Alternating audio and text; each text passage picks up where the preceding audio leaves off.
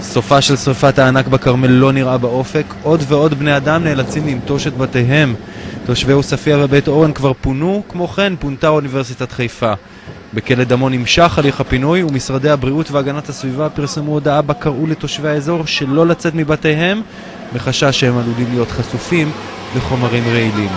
גורם משטרתי אישר כי נבדק חשד שהשריפה פרצה בשל פעילות של מזבלה פיראטית בסמוך לעוספיה.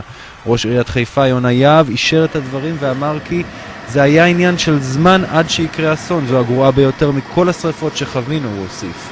ובינתיים יותר מ-50 צוותי הכיבוי שגויסו מרחבי הארץ עמדים יחד עם צוותי הכיבוי של קק"ל, רשות שמורות הטבע והגנים, כמו גם 6 מטוסי כיבוי ומאות מתנדבים, כדי לנסות ולרסן את גלי הלהבות המתפשטים.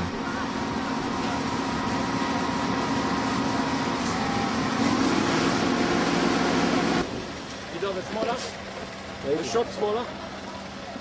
אותו שוט שמאלה.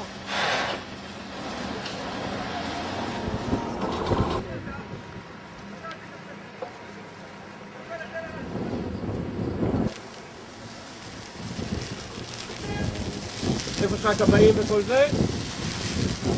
כל הריכוז של הכל. הגיע למים. סלח, מה העניינים?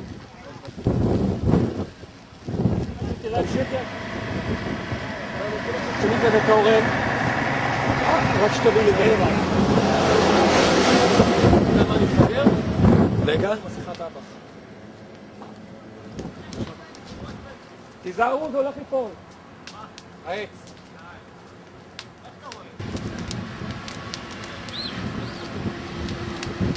הם אמרו עד יום ראשון יודעת מה זה?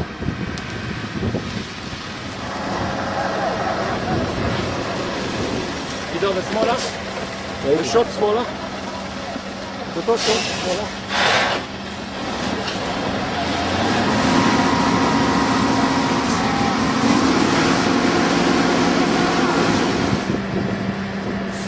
קלטת? סליחה.